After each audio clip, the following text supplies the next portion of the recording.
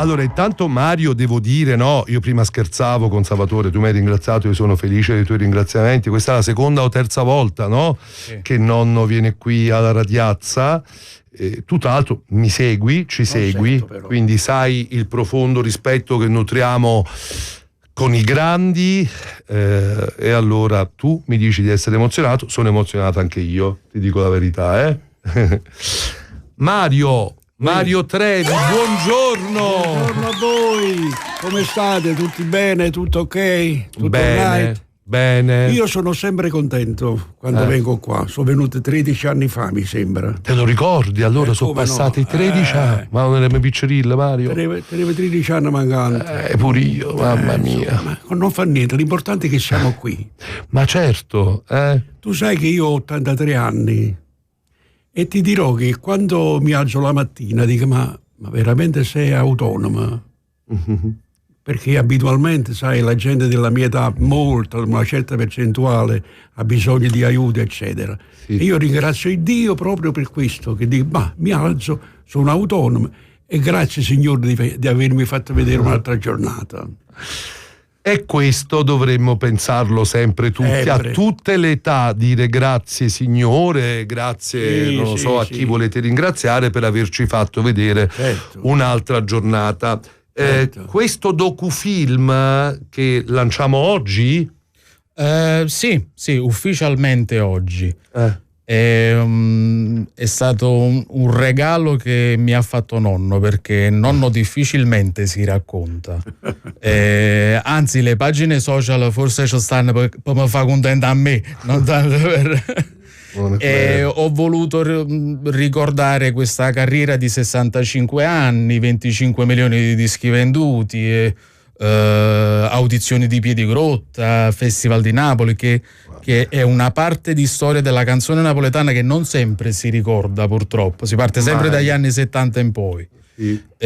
Quindi questo ventennio dove però nonno negli anni 70 era più attivo che mai, certamente perché... c'è stato un rinnovo di immagine anche per, come dire, per esigenze discografiche di mercato. Vabbè, ma per stare sul pezzo come anche oggi è cambiato il mercato, è cambiato il gusto, è cambiato il modo di cantare, almeno quando andavamo noi in televisione, specialmente la Rai 1, diceva mi raccomando meno gesti, non gesticolare molto perché non stiamo al ristorante a mangiare. Oggi invece se sono una collanata si sbattono in terra, no? Non lo so.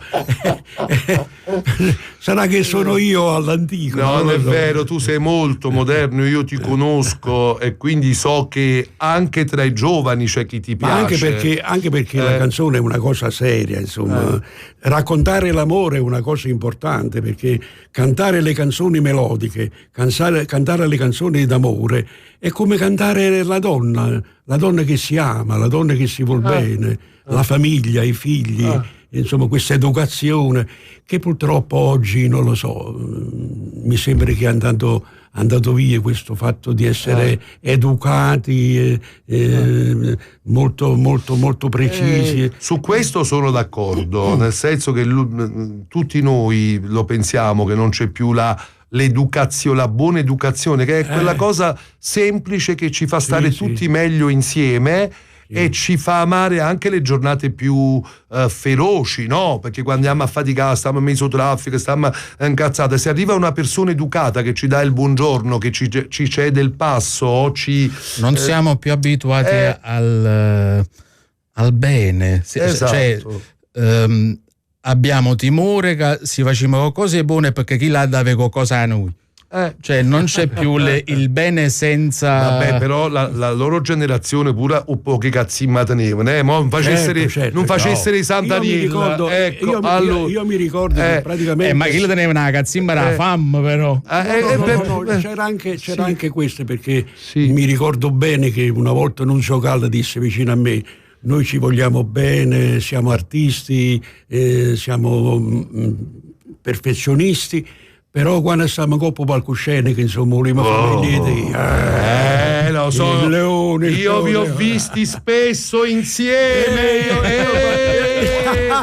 io qualche mio qualche mio grande collega, un grande artista che io faccio tanto di cappella, ma non faccio il nome per non offendere gli altri, perché per me sono tutti bravi, quelli di ieri e quelli di oggi, perché dobbiamo rispettare anche le esigenze, l'evoluzione, questo modo di fare, questo modo di dire. E allora mi diceva sempre: ma io non ho capito perché chi si piglia sempre il secondo premio, terzo premio, primo premio, quarto premio, e io assieme mi piglio il secondo e me ne vado. E diceva: pigliatelo con popolo.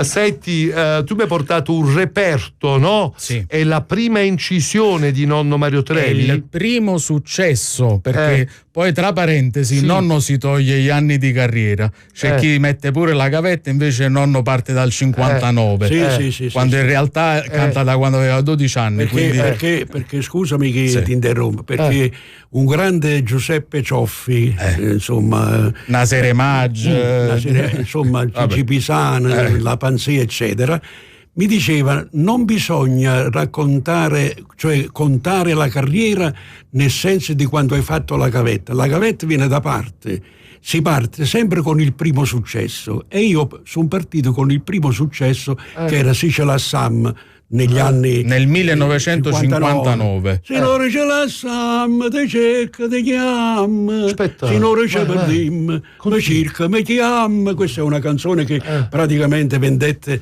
500.000 copie nel 500.000 copie nel 1959-60. 500.000 copie.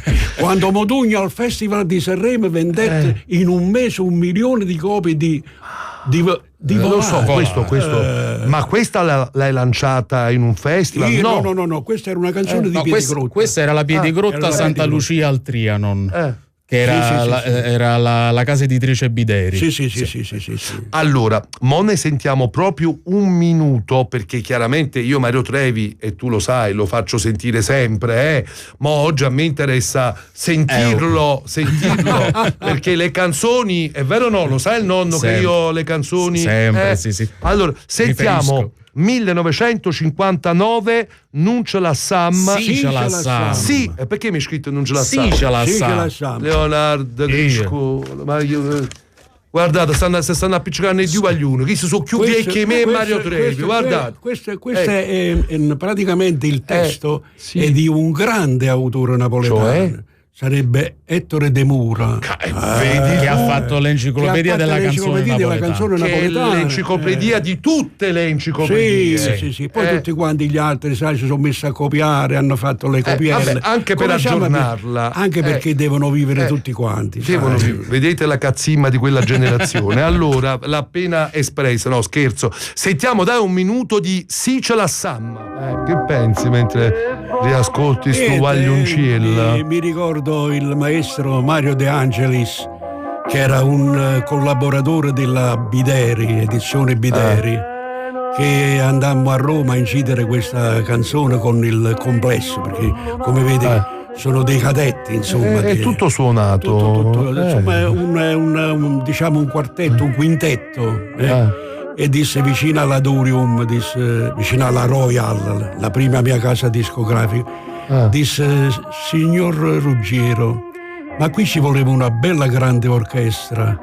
E Ruggiero rispose: ma sai, è il primo disco di questo ragazzo, non lo so se venderà o non. Quando poi abbiamo venduto 500.000 copie, e si è mangiato le mani, perché volevo fare, perché ti voglio dire, la colonna sonora dei 10 comandamenti, hai capito? Senti, volendo... Era la RCA di Roma, non correggere il nonno che stavamo registrando alla RCA. Ma questi giovani devono stare a posto loro. Voglio sottolineare bene, non mi sono mai appiccicato con un intento. La casa discografica era la Royal, e andammo alla RCA a Roma e andavamo a decidere queste canzoni, ma mica soltanto questa qua, ma parlano di te indifferentemente, ma parlano di te come Mare Verde con Milva. Mi ricordo Milva che mi disse: ma fammi capire sta canzone che cosa dice. Mia solo canta bella. Ci sto tu. Ti faccio vedere che vincimmo. Non è campagna non è campagna e mare verde, nu golfa d'erba nascogliere fronne, che lontana si perde sotto cielo d'estate, e per sto mare verde senza fine, suona la vita mia, più carnale e gentile, tu cammina con me, eccetera, eccetera, eccetera. Guarda, io non voglio farti cantare a quest'ora del mattino, però torniamo tra poco. Che vogliamo sentire, Mario Trevi? Vai, sceglietela voi, 339 666 9990. Io un'idea già ce l'ho, e poi mi devi rispondere a quello che ha detto Renzo Arbore di te, no? Dice: Mario Trevi resterà per sempre come un grande documento di come si devono interpretare le canzoni napoletane. Io tra un po' ti chiedo proprio di darmi dei consigli. Se io volessi cantare la canzone napoletana, come devo cantarla? Tra poco, bene, pubblicità, va bene, vai. Allora, Palomba Alfieri, confermi, Mario? Sì, certamente. È questa che ricordo ti lega a questa incisione? Palomba Alfieri, questa canzone io praticamente... No, non è Palomba Alfieri questo. Non è Sì, Palomba Alfieri. No, Salvatore Palomba, Edoardo Alfieri. Quale? Ma parlane te? Sì, Ragazzi, stamattina faccio Guarda litigare che nonno parlane- Mario Trevi col nipote. Ma parlane te è Palomba Bian. nel settembre con me Palomba via. No, anche non parla di- Mannaggia. Momento storico, ragazzi. Ragazzi, no. E via, che poi no, è Luna Rossa. Ma parlane te, non è Alfieri. Ma parlane te è Palomba Bian. Gesù. Sentite, io mo non voglio, Vedi bene. non voglio entrare tra nipote e non possiamo nonno. fare errori, capisci? No, ma tu hai capito quando sto cadendo mi sto scordando pure che si Mario Trevi. Seconda Praticamente- cazziata. Praticamente, sottolineiamo perché sennò i competenti in materia dicono che si è rincoglionito Mario Trevi. No. Allora, questa canzone di Palomba Bian. Arrangiamenti Edoardo Alfieri. Vedi? Ok. alla RCA di Roma, Festival Vabbè, di ma Napoli mo- del 64. che il grande arrangiatore Savini disse: vedi? che grande capolavoro avete fatto. E dentro Ennio Morricone in sala per sentire che cosa stavate facendo. E disse: già siete avanti di 50 anni. Di Ennio Morricone. Ennio Morricone, Ecco, allora. questa è. Allora, E mi ricordo bene proprio in questo momento come se fosse oggi che entrò il maestro c'era nella Ennio. sala d'attesa così Chi? il grande Che sonnecchiava. il grande quello lì che ha scritto la Lucio canzone, Dalla. Lucio Dalla, Caruso. C'era Lucio. Lucio, con la 100 lire qua sulla fronte. A 100 lire sulla fronte. E io lo guardavo e dicevo: ma che cosa fai? Dice: sto aspettando il direttore nel caso che mi faccia fare qualcosa. E io stavo incidendo, ma parlane te. E perché aveva la 100 lire? 64. Perché quello era molto strano, sai? Vabbè, era sì. artista. perché Era gli un arti- grande artista. Gli artisti sono un po' così. Sì. No, ma devono essere un po' così, no? Gli artisti. Se no non sei artista. Quindi lui stava nella sala d'attesa mentre tu stavi per incidere questo pezzo, Lucio Dalla, sonnecchiava? No, stava così con la 100 lire. Con la 100 lire perché aspettava il suo primo contratto discografico, E io forse. nella pausa gli dissi: ma scusa Lucio, ma perché dire sta 100 lire così? E lui mi fa: sto aspettando il direttore che mi faccia fare qualcosa. Madonna, ma che significava enciclopedia. che avevo bisogno di soldi, hai capito? Ma ragazzi, grazie Mario, grazie stai aprendo, ci vuole sono cose bellissime. la tua vita, sono stai bruttissime in quell'epoca, ma sono bellissime ad essere ricordate, perché Lucio Dalla poi ha fatto una carriera mamma mia. Senti Mario, ma quando Renzo dice che tu resterai per sempre perché sei il documento di come si devono cantare le canzoni napoletane, ma non è che io so come cantare le canzoni napoletane, perché sono andato a scuola ad imparare come si cantavano le canzoni napoletane e come si cantano. Perché praticamente io sono quasi l'ultimo di questi grandi mostri che sono stati Sergio Bruni, Franco Ricci, Giacomo Rondinella, Aurelio Firre, Maria Paris, Gloria Cristiano, Nunzio Galle e chi ne ha più ne mette. E logicamente se tu non andavi a studiare da un maese che aveva proprio le palle, come si dice a Napoli, non potevi mai capire che cosa significasse un'espressione nel senso canoro. Cioè, la parola. È perché ci sono le pause. Anche nel cantare ci sono le pause. Quando uno legge vede le virgole, poi vede un punto e poi va da capo. E così è la canzone. Non è un fatto che dice, vabbè, mo cantiamo. Ecco perché lui dice cantare. Come si deve cantare la canzone napoletana. E Mario canta napoletano. Dando anche importanza, correggimi se sbaglio, a quello che dici. Certamente. Non sei un robot, una cosa automatica, devi dare ma devi far vivere il testo. Io ti dirò ancora un'altra bella cosa, che, sì. ma sono tante di quelle cose sì. che io ho avuto il piacere di avere vicino a me, come adesso siamo noi, i grandi Vian, Mazzocchi, Rendine, Bonacura, Cioff, Marotta, insomma, tutti questi grandi artisti, sì. insomma, Pisani, ma non ti dico. Di tutto di più. E mi ricordo che praticamente un bel giorno mi disse così proprio Gigi Pisano, quando io cantai Frenesia. Lui mi è voluto a casa sua, che abitava nel Vasto, sì. Vicino alla ferrovia. Mi disse, scusatemi Mario, però mi dovete fare la cortesia. Dovete venire a casa mia e io voglio sentire come cantate Frenesie. E non vi pigliate collera, perché se non mi piacete vi dico no, non la faccio cantare. Ecco. L'autore Gigi Pisano. Quando tu avevi deciso di incidere Gigi Pisano, che io non ti so dire chi è più importante, se Bonacura o Pisano, che sono stati dei grandi io credo che siano tutti quanti di quella che hanno generazione. fatto cantare Napoli dopo gli anni 50 e ancora cantiamo, ma si canta ancora. Guardate che si cantano ancora solo le canzoni loro. Io sai perché mi arrabbio sempre? Perché? Quando fanno solamente le canzoni classiche napoletane, cioè Torna a Sorrento, Mari Marcellini, però non cantano. Ogni tanto si sente sta luna rossa, però meno male che si sentono che la c'è Guaglione, Lazzarella, indifferentemente. Per esempio, indifferentemente ne hanno fatto una cosa loro, tutti i cantanti. Io sono orgoglioso perché io e Aurelio Fierro siamo stati grandi fortunati, nel senso che quando sono finiti i festival di Napoli sono diventati dei classici mondiali. A Piz, Guaglione, Lazzarella, indifferentemente, che è una canzone che l'abbiamo fatto io e Mario Abbate. Cioè praticamente loro ci hanno dato la stoffa, loro chi? Il paroliere, voi l'avete fatta vostra, ci hanno dato la stoffa, e noi ci siamo fatti i vestiti.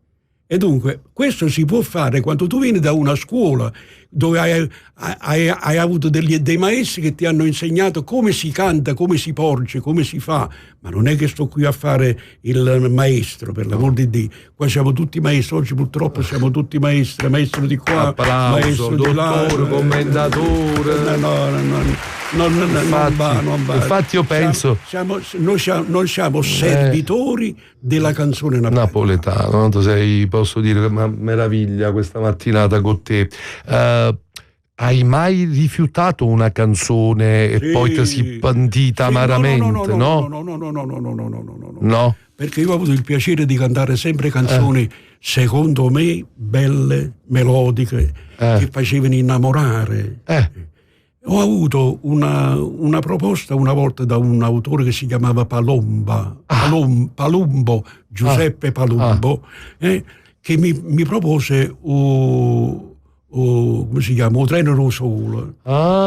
Ti devo dire la verità. Non era nelle tue corde. Ma anche se è stato un successo, ma per me sto fatti capire gli anni. Vabbè, era più Mario. Era più Mario che veniva da Lacrime Napolitane, dalla storia degli emigranti. No, non era ancora fatto. Era prima? Era prima, vedi. È perché siccome che Mario girava l'Italia, praticamente, insomma, prendeva quel pubblico a Figliendro faceva una canzone, insomma, per gli emigranti, è chiaro, a Torino, a Milano piangevano tutti, hai ragione, bravo, piangevano tutti. Noi invece facevamo le canzoni d'amore. Però pure tu hai fatto le canzoni che facevano piangere, attenzione, hai fatto a Pagella, cioè una cosa, tu pure hai fatto chiagnere a chiunque. E sai com'è nata la Pagella? Com'è nata la Pagella? Come?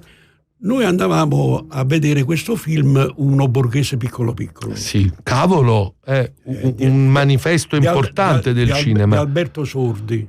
Con Alberto, sì, insomma. E io andai assieme al maestro Tonino Iglio, sì, che adesso non è più con noi, sì, e nemmeno il Mocco Sedano. Quando abbiamo visto questo film, nel senso che a un certo punto ci stava una scena che veniva ammazzato il figlio così, sì, in una sparatoria, non so se te lo ricordi. Come no? E lui camminava ancora dicendo, parlando con il figlio, invece c'era morto a terra. Sì, perché quelli erano gli anni di piombo, no? Più o meno, insomma. E io dissi vicino a Egli, ma perché non facciamo una canzone su questo fatto? E lui mi disse, dobbiamo prendere Mocco Sedano e portarlo qua a vedere il film, facendo finta che non l'abbiamo visto, dicendo vogliamo andare a vederlo. E poi vediamo lui che partorisce. E là dentro là, chi si pigliava un pizzicato e scrivetta. Perché a Pagelle è una storia drammatica, poi divenne è nato così, all'impatto, poi divenne sceneggiata incredibile, ma tutto nasce da un film che si chiama Un borghese piccolo piccolo, che è ancora un film che studiano quelli che vogliono fare cinema. Che poi faceva pure il film La Pagella, certo. E allora c'erano dei grandi artisti, Benamina Maggi, Rosalia Maggi, Marco Porella, la Marisa Laurito, insomma. Anche Marisa stava in La Pagella, vedi? Faceva mia moglie, era mia moglie. Vabbè, allora noi torniamo tra poco, ovviamente io continuerei con Mario, no? Siamo tutti d'accordo, rientriamo con un altro pezzo, ma me lo faccio suggerire posso scegliere io, vuoi scegliere tu? Che vuoi mettere? Io mettere O Tesoro. O Tesoro, che ragazzi me la richiedono sempre, O Tesoro. Una bella canzone. Con questo pezzo tu hai vinto il Festival di Napoli di Canale 21, signore, che anno era? 81. Allora rientriamo con io diciamo pure gli autori sono sempre maltrattati. Ecco, allora quindi rientriamo con un minuto di O Tesoro. Mamma mia, O Fridda Nguolla, una canzone che dice delle cose meravigliose da prendere. Questa qui l'abbiamo fatta nell'81 a Canale 21, il Festival di Napoli con le nuove tendenze. Sì, me lo ricordo. E che lì abbiamo venduto più dischi noi che tutti quanti gli artisti che c'erano, senza sottovalutare gli artisti. Questa è sempre la cazzimma della generazione loro. Perché i dischi se li compravano le persone, mica le compravo io. Ma guardate, quasi tra poco potremmo anche diventare cattivi, ma no. Allora è una canzone molto bella, tra l'altro voi state proprio scrivendo delle cose meravigliose, grazie Gianni. Piango e mi al ricreo perché ricordo mio papà. Gianni, stavolta ti sei superato, no, si è superato il maestro Trevi a darmi l'onore di venire qui. Brave, Gianni, mi chiamo Ciro. Gianni, tu sei un vecchio lupo. No. Allora mi sto ricreando con Mario Trevi. Grazie Mario. Aspetta, c'è un messaggio molto bello. Grazie per questo regalo. Sei un regalo per tanti. Se questo va bene, allora ne faccio 1 minuto. Ma dai, devi tornare, non facciamo passare altri 13 anni. Ringraziamo anche il pubblico che continuamente dimostra ancora affetto dopo tanti anni. Io ringrazio sempre il pubblico, perché ricordati una cosa, che senza il pubblico l'artista non si può fare. Se tu vai a teatro e ci sono solamente le sedie vuote, non puoi fare lo spettacolo. Dunque, per cui se c'è il pubblico c'è l'artista, se non c'è il pubblico non c'è l'artista. Allora, la storia di Catena è una canzone che praticamente l'hanno cantato tutti i cantanti che ha avuto Napoli.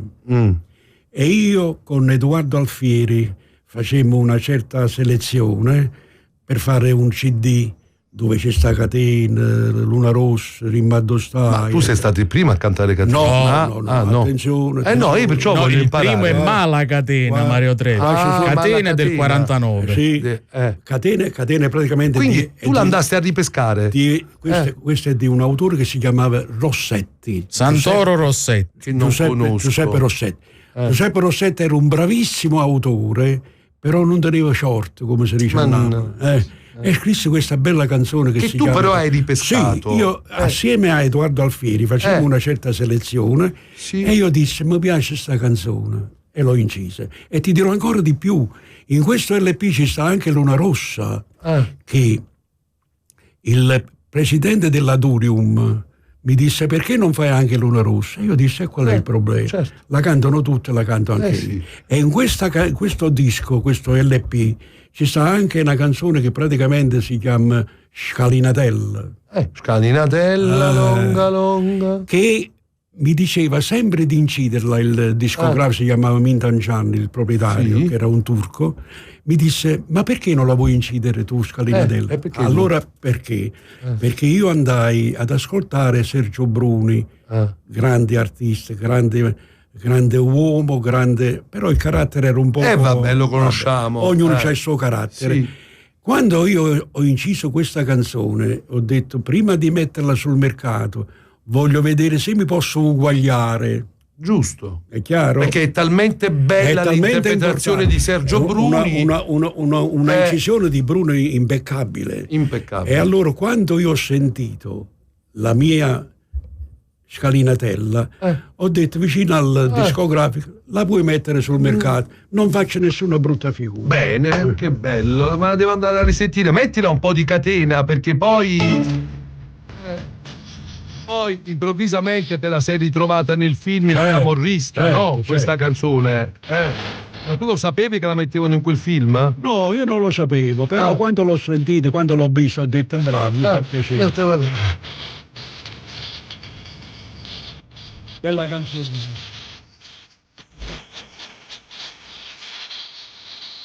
Ragazzi, sempre un minuto, perché il tempo stringe. Poi, come ho detto poco fa, lo mettiamo sempre Mario Trevi e tanti grandi come Mario Trevi. Tutti insieme, vai! Questa la sai, no tu? La sai?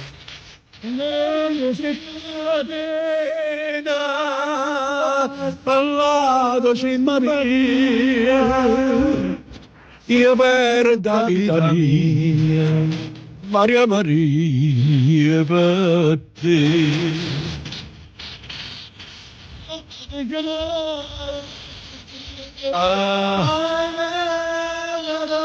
La campagna si sta bagnando. Ma la voglio su, la voglio bene e poi fammi morire. Ciro, buongiorno, Ciro. Pronto? Buongiorno, vai. Gianni, Sì, Ciro. non si sente niente, stai mandando notizie. Mo le budische, ma lo te fa parlare a te. Vabbè, comunque, maestro, avete risuscitato nei tempi lunghi anni dietro. Anche mia madre era contenta. Mi fa piacere. Quanti anni hai? Io sono 57. Quando io cantavo tu non eri nato ancora, figurati. Non è nato ancora, ci vai, sta bucata, non è nato ancora. Se tieni 59 anni, Scusa, che Ma io andavo insieme a mamma, ma sai cantava. Vabbè, grazie. Mi scrive questo amico, dice ho solo 28 anni, sto impazzendo per questa meravigliosa mattinata. Poi tanti ragazzi, no, mi scrivono, te ne leggo uno, ascoltando i racconti del maestro, non diciamo maestro, di Mario Trevi e queste canzoni sento il profumo di una Napoli che probabilmente non c'è più. Tu lo pensi mai questo? Io sai che cosa mi fa a me? Quando io vado a Napoli, la prima cosa che faccio vado a Mergellina e mi devo fare un poco del lungomare e non senti più che l'odore d'erbe mare. Non la senti più. E mi piange il cuore. Ma voi un sacco di cose non sentite più, o sapore riccozzaca. Niente, non senti niente cioè, più. dai, non è più come... C'era un grande amico mio americano che diceva, ricordati una cosa, che l'evoluzione è emancipazione, l'emancipazione è evoluzione, l'evoluzione è distruzione. So quello che vuoi dire. E allora diciamo che praticamente si sono persi tutti questi bei sentimenti, non so che ti voglio dire, Mo per esempio vedo qualche cosa in televisione attraverso questi cortometraggi che fanno, che addirittura pigliano il rezzo con i pesci dentro per cercare di liberarli. E dunque, insomma, il mare è diventato un deposito di sporcizia, insomma, capito? Non è più quello là, non è più quello lì. Allora, tra poco torniamo per il gran finale. Io non lo so che minuto di canzone devo mettere, perché io ho preferito far parlare nonno, perché poi canzone una se va a cercare su YouTube, così come su YouTube o su Amazon Prime trovate questo docufilm. Sì. Indifferentemente Mario Trevi. Mario, grazie. Grazie a te e grazie a tutti gli amici che sono in ascolto. Grazie a questa bella radio veramente importante, molto seria, molto seguita, fatta veramente con intelligenza. Bene, grazie. Mi fa molto piacere.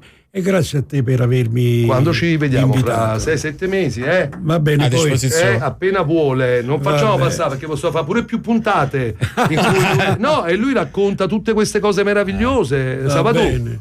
Un bacio e non correggere più non ti permettere. Chiamano perché o nonno pure si sbaglia e dice che avrà ragione. Comunque papà di te e Palomba Cifuni, vieni, ti presento uno dei monumenti della canzone, il momento della canzone napoletana, Mario Trevi. Lo conosco, piacere. Lui molto lieto, buon pomeriggio. Lui si occupa di calcio, sta per chiederti se tu sei tifoso del Napoli. Lo vai dicendo. Allora, noi a proposito di Napoli, devo dire che uno degli argomenti di oggi è, Gianni, lunedì il Napoli giocherà con la nuova maglia creata per i 2500 anni di Napoli. Si chiama Partenope, raffigura le onde, quindi sarà indossata contro l'Empoli dal Napoli lunedì per celebrare i 2500 anni della città.